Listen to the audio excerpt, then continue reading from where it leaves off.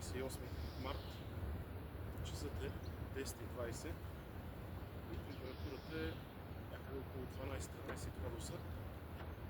Така че ще използвам времето да направя преглед на някои от семействата.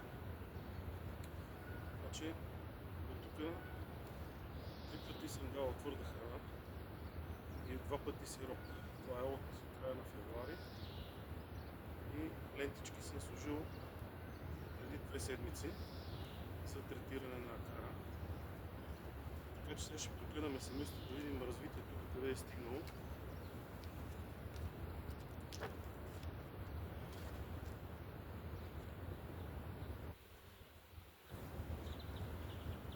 За сега времето още е неподходящо за хубаво развитие на семейството. Има цъфнали джанки, има кайси и зарзали. Дряна мисля, че прецъфтя, но е още студено и не е много добро развитието на семейството. Тук съм премахнал преградната дъска. Или всъщност не, още е тук. Крайната е преградна. Ето е.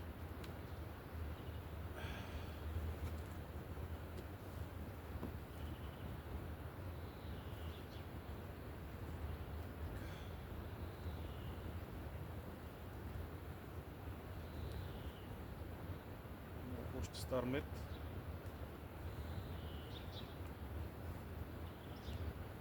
Така че запаси има достатъчно от мед. Въпросът е да видим пилото до къде е стигнало.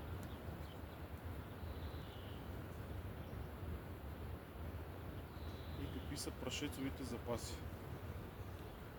Така. Ето. Това тук е перга. Ето.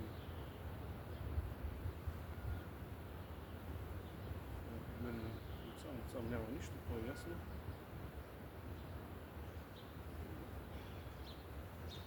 Трябва вече да започваме с пилото.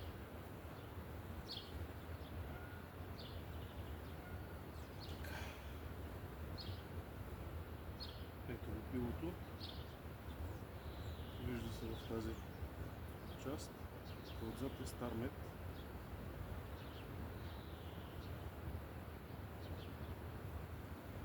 Ето го пилото.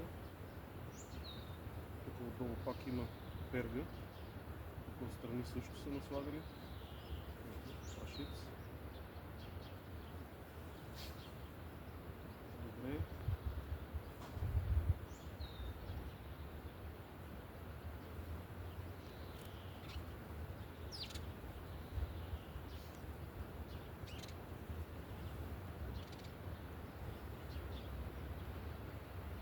Следващата седмица, ако се подобри времето, започваме третиране за нозематоза.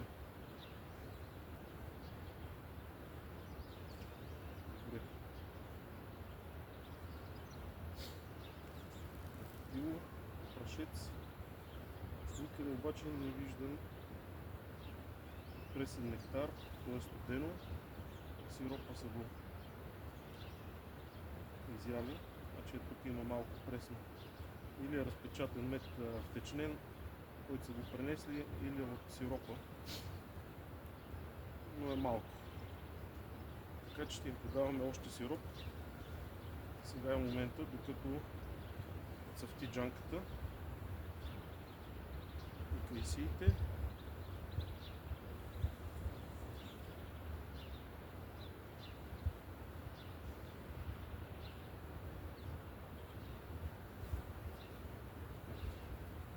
Ето и майката тук.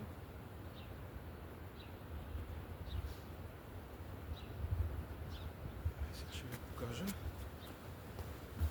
Не знам дали се вижда. Ето е хубава майка.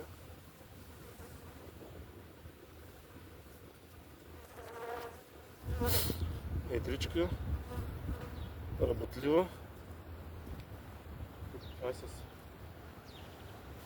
пило. Половината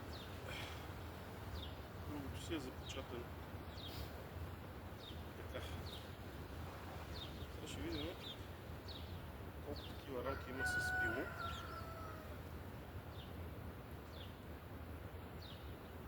И между две рамки с пило средната ще бъде обърната на 180 градуса, да дойде срещу пилото, да могат да го разпечатват. Така е красно пило, краищата запечатано. Само в същото положение.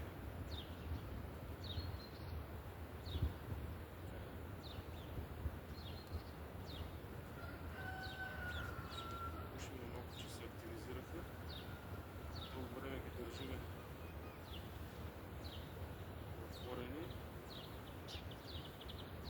Пилото изстива и те са неспокойни.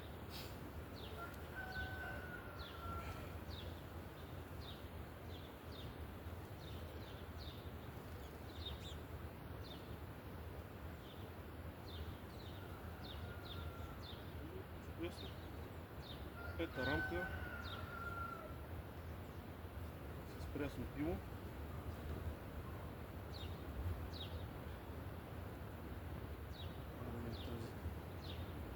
За да има прашецови запаси. Предпоследната. Да.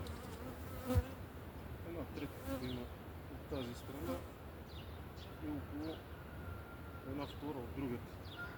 Това е добре. Така.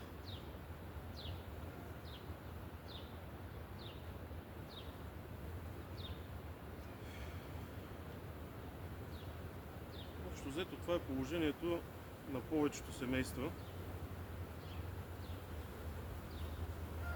на този етап. Тази година беше с продължителна и студена зима, така че не можем да очакваме ранно развитие. Така, сега ще го обърнем.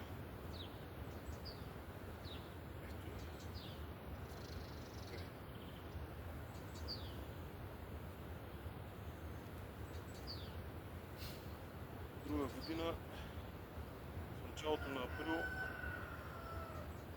плодника на 12 стак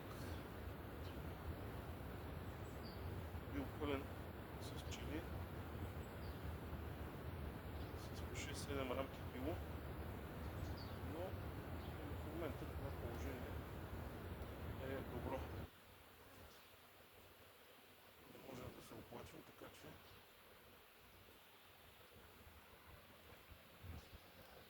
ще видим по-нататък как ще се развива семейството.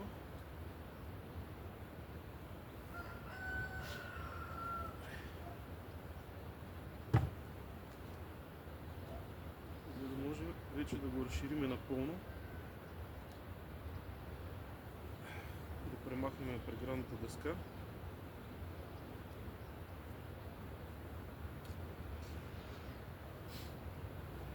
И да чакаме първата паша, която в случая тук ще бъде рапица,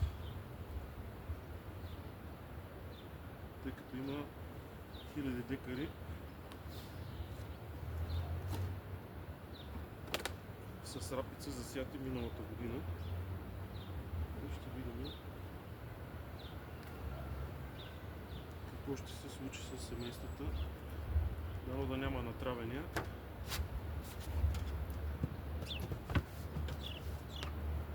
Така, за сега толкова.